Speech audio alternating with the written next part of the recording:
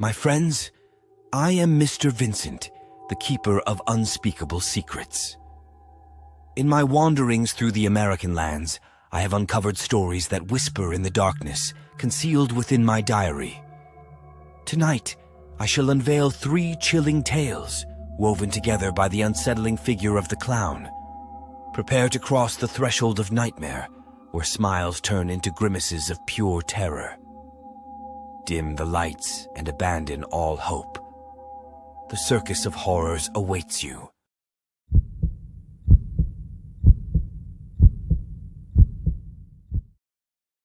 In a quiet town in Indiana called Willowbrook lived Larry, a 20-year-old young man. Larry was an introverted boy with few friends and a passion for video games. His life flowed monotonously until one day, while strolling through the downtown streets, he noticed a flyer advertising the arrival of the circus in town. The flyer showed the image of a clown with an unsettling smile, piercing eyes, and a red nose that seemed to glow under the lamppost lights. Curious, Larry decided to go see the show that very evening. Arriving at the circus tent, Larry settled into the stands, waiting for the show to begin. The lights dimmed, and a spotlight illuminated the center of the ring, where the clown from the flyer appeared. The audience applauded, but Larry felt a shiver run down his spine. There was something strange about that clown, something sinister in his gaze. The show continued with acrobatics and comedic acts, but Larry couldn't take his eyes off the clown. Every time their eyes met, Larry felt a growing unease. At the end of the show, the clown disappeared behind the curtains, and Larry, relieved, headed towards the exit. As he walked home, Larry heard footsteps behind him. He turned around but saw no one. He quickened his pace, but the footsteps grew closer. Suddenly, a gloved hand grabbed his shoulder. Larry spun around and found himself face to face with the circus clown. The clown smiled, revealing a row of sharp teeth. "Hello, Larry," he said in a raspy voice. "Did you enjoy the show?" Larry, terrified, tried to break free from the clown's grip, but he held him tightly. "What do you want from me?" asked Larry, his voice trembling. The clown laughed, a chilling laughter that echoed in the night. "I just want to play with you, Larry. I want you to become part of my show." Larry managed to break free and ran away, his heart pounding in his chest. When he arrived home, he locked himself in his room, trying to calm his labored breathing. But the clown wasn't done with him. In the following days, Larry began to see the clown everywhere. Outside his bedroom window, behind the shelves in the supermarket, in the dark alleys of the city. Every time, the clown stared at him with those piercing eyes, inviting him to join him. Exasperated and terrified, Larry decided to confront the clown once and for all. He went to the circus tent, determined to put an end to the nightmare. But when he arrived, the circus was gone, as if it had never existed. Confused and relieved at the same time, Larry returned home. But when he opened the door to his room, he was faced with a chilling scene. His room had been transformed into a miniature circus tent, complete with colored lights and eerie music. And in the center of the room, sitting on a chair, was the clown. "Welcome home, Larry," said the clown with a wicked grin. "Now you're ready for your act." Larry, paralyzed with fear, couldn't move. The clown slowly rose from the chair and approached him, the smile growing wider and more distorted. "Don't be afraid, Larry," said the clown in a honeyed voice. "It'll be fun, you'll see." The clown grabbed Larry by the arm and dragged him towards the center of the room. Around them, the lights of the miniature circus tent flashed frantically, creating a surreal and distressing atmosphere. Larry tried to break free, but the clown's grip was surprisingly strong. "Now, Larry, it's time to show the world your talent," said the clown, offering him a bright red clown nose. "Put it on and join me. Together, we'll be the stars of the circus." Larry, overcome with terror, vehemently shook his head. "No, I won't do it. Let me go, please," he pleaded. The clown laughed, a cruel and joyless laughter. "You have no choice, Larry. You are destined for this. You have always been destined to become one of us." With a quick gesture, the clown slipped the red nose onto Larry's face. In that moment, Larry felt a strange sensation wash over him, as if his body no longer belonged to him. He looked at his hands and saw that they were turning white, pale like the clown's. "What's happening to me?" Larry screamed, his voice transforming into a shrill and unnatural tone. The clown smiled, pleased. "You're becoming one of us, Larry, a clown, forever." Larry felt his body contort and transform, his face elongating into an unnatural grin. His clothes morphed into a clown costume, complete with oversized shoes and an orange wig. "Welcome to the family, Larry," said the clown, surrounded by other figures in clown costumes emerging from the shadows. "Now you're one of us, forever." Larry, now transformed into a clown, joined in the laughter of the others, a chilling laughter that echoed through the night of Willowbrook. From that moment on, the town was never the same. Clowns appeared everywhere, terrorizing the inhabitants and dragging their victims into the circus world. And Larry, the once shy and introverted boy, became the most feared clown of all, with his malevolent smile and piercing eyes. His humanity was lost, replaced by endless evil. Willowbrook had fallen under the nightmare of the clowns, and no one would ever be safe again.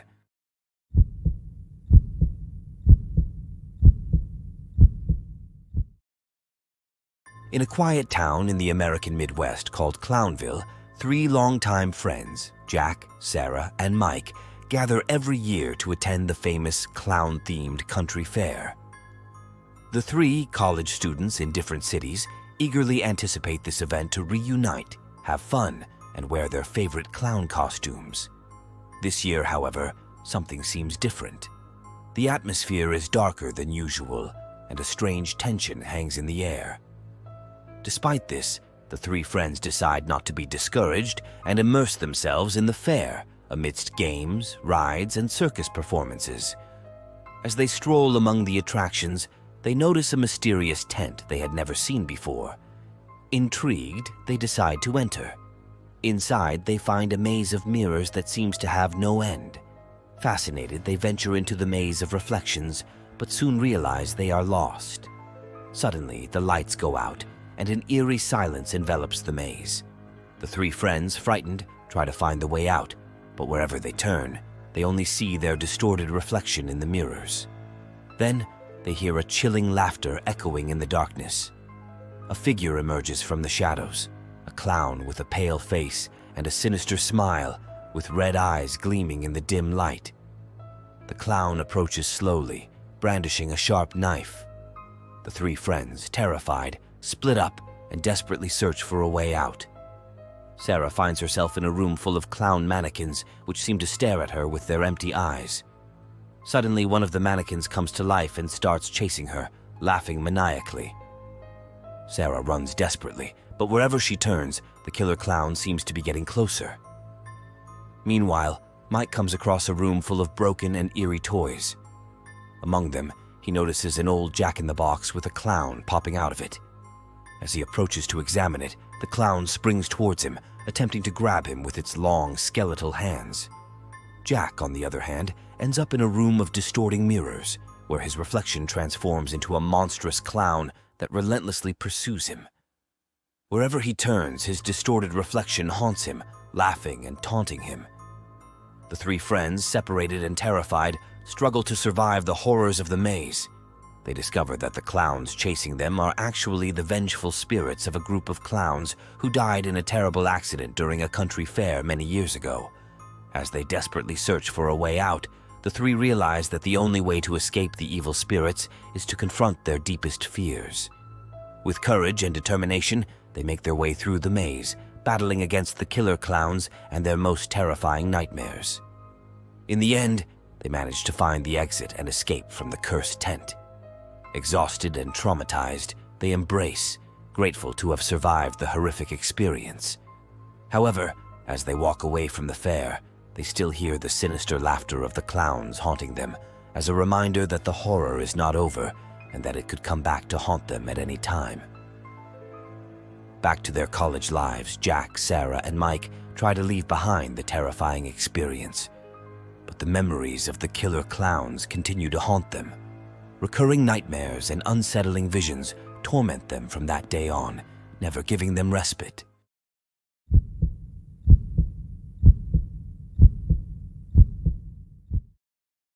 Clara, a talented young photographer, lived in the quiet town of Peabody, Massachusetts. Her passion for photography had led her to work for the local newspaper, the Peabody Chronicle. One day, her boss assigned her a special task: to create a photo shoot to promote the town's annual clown festival. Excited about the opportunity, Clara got to work right away. She contacted the event organizer, a man named Jack, who arranged to meet her at the clown tent on the outskirts of town. When Clara arrived at the location, she immediately noticed the eerie atmosphere surrounding the tent. Despite it being broad daylight, the area seemed shrouded in unnatural darkness. Jack greeted her with a sinister smile painted on his face. He was a tall, slender man with black hair and piercing eyes. He wore a clown costume complete with a red nose and oversized shoes. Clara, trying to ignore the discomfort she felt, began taking photos of the clowns as they prepared for the show. As she worked, Clara noticed some unsettling details. The clowns seemed to stare at her with menacing glances, and their smiles appeared more like wicked grins than expressions of joy. One of them, in particular, seemed to follow her wherever she went. He was a clown with a black and white striped costume and a blood-red smile painted on his face. Growing increasingly uneasy, Clara decided to conclude the photo shoot as soon as possible. As she made her way towards the exit of the tent, the black and white clown stood in her way, blocking her path. "Where do you think you're going, sweetheart?" he said in a hoarse, menacing voice. Terrified, Clara tried to escape, but the clown grabbed her arm. In that moment, she felt a piercing pain in her neck. The clown had injected something into her with a syringe. Clara lost consciousness and collapsed to the ground. When she woke up, she found herself tied to a chair in a dark, damp room. The clowns surrounded her, laughing and grinning maniacally. Jack stepped forward, his smile more sinister than ever. "Welcome to our little club, Clara," he said. "Now you're part of the show." Terrified, Clara struggled against her restraints, but it was futile. The clowns dragged her onto the stage of the tent, where an audience of masked people awaited her. It was only then that Clara realized the horrible truth. It wasn't a clown party, but a cult of psychotic killers. For the next few hours, Clara was subjected to unspeakable torture as the clowns engaged in increasingly brutal acts of violence. The audience applauded and laughed, encouraging the clowns to push further. Eventually, as Clara was on the brink of losing her sanity, Jack approached her with a knife in hand. "It's time to end the show," he said with a cruel grin. Clara closed her eyes, preparing for the inevitable. The next morning, Clara's lifeless body was found hanging from a tree near the clown tent, a blood-red smile painted on her face. The Peabody police were shocked by the brutal crime scene and immediately began their investigation. However, every lead seemed to hit a dead end. The clowns had vanished into thin air, leaving only the empty tent and bloodstains on the ground. Authorities scoured the town and surrounding areas, but found no trace of the perpetrators. In the following months, the town of Peabody was shrouded in a veil of fear and paranoia. Residents were afraid to leave their homes, fearing they might become the next victims of the killer clowns. The streets were deserted, and shops closed before sunset. The police continued to investigate, but to no avail. It seemed the clowns had vanished into thin air, leaving only a terrifying memory in the minds of Peabody's citizens. 1 year later, on the anniversary of Clara's death, the Peabody Chronicle received an envelope with no return address. Inside was a photo of Clara, bound and gagged, surrounded by the clowns. On the back of the photo was a message written in red ink. "The show must go on."